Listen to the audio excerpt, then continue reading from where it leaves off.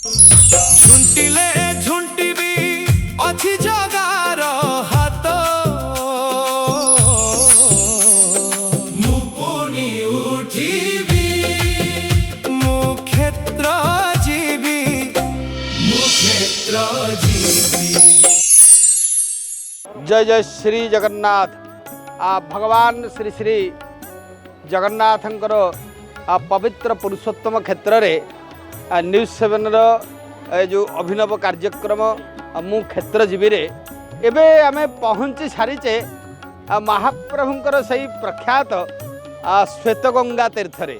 मु क्षेत्र जीवी मु क्षेत्र जीवी।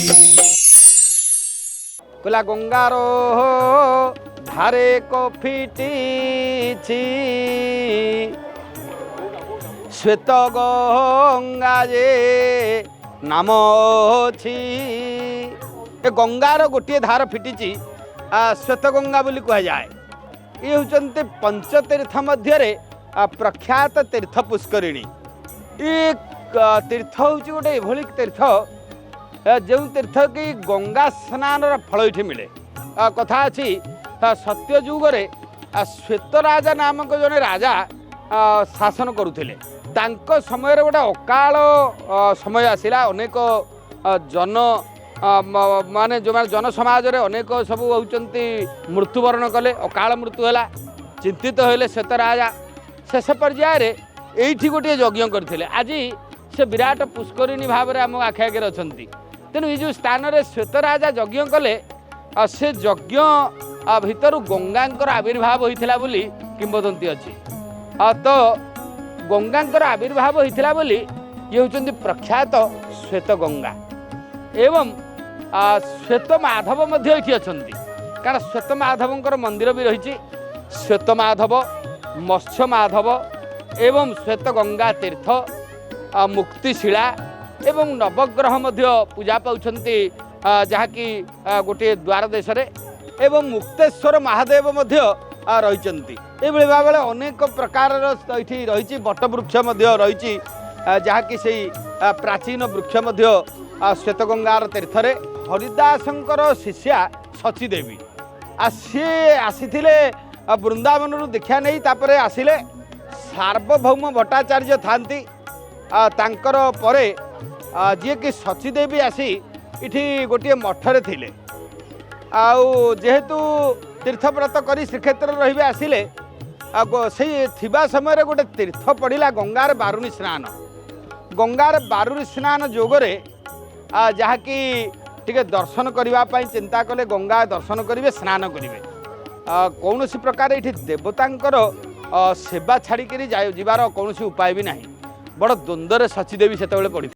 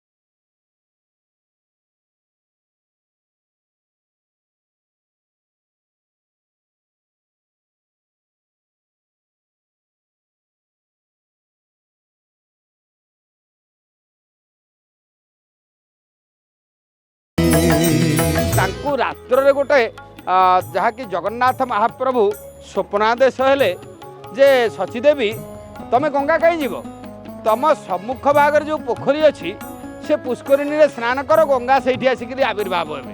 अच्छा एमती गोटे अभूत प्रकार स्वप्न देखिले रात्र पाइला गंगा स्नान करने को मन आसिक पहुँची गले यही पवित्र पुष्करिणी रे। दर्शक बंधु जो पुष्करिणी आम पछपटे अच्छी सुंदर पुष्करिणी सचीदेवी से दिन ये स्नान करते।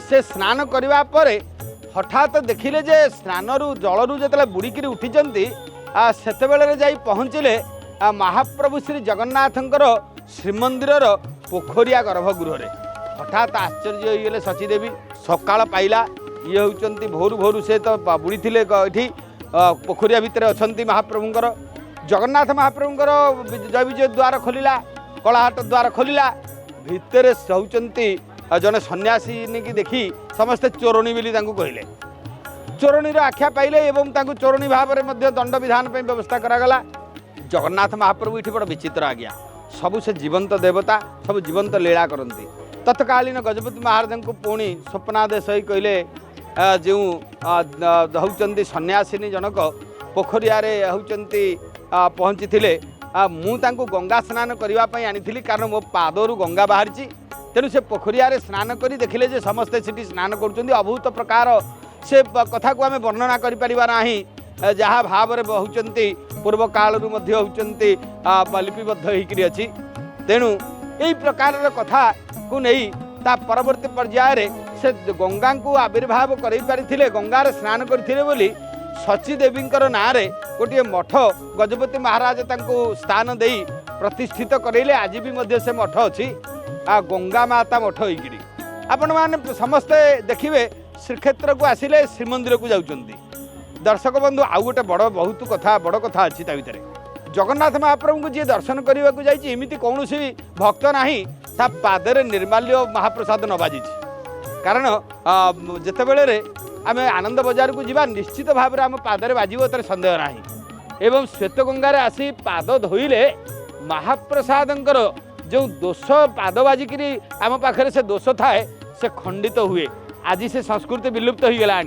आम न्यूज 7 माध्यम आमर ये कार्यक्रम यही कथाटी होती निश्चित दर्शक बंधु मान पाखे पहुँचेवा एबे भी आपण थरे मात्र आसतु महाप्रसाद निश्चित आमको पदा होती दोष लगुच आम श्वेत गंगार आसी पाद प्रक्षालन करी गंगा माता को प्रार्थना करी मुक्ति कामना करवा एवं आउ गोटे कथा ये मुक्तिशिला भी अच्छी मुक्तिशिला जहाँकि जो मैंने मुमूर्षु अवस्था था प्राण पयान समय थी जीव छाड़ूनी तेणु मुक्तिशिला पणा टे भोग करी से मुमूर्षु व्यक्ति को देदेले प्राण मुक्ति पाई जाए एक कथा भी अच्छी तेणु दर्शक बंधु ये गंगा माता को कोटि कोटि प्रणाम करवा एवं निश्चित से आमको दया करंतु यही कामना करवा। जय श्री जगन्नाथ जय श्री जगन्नाथ।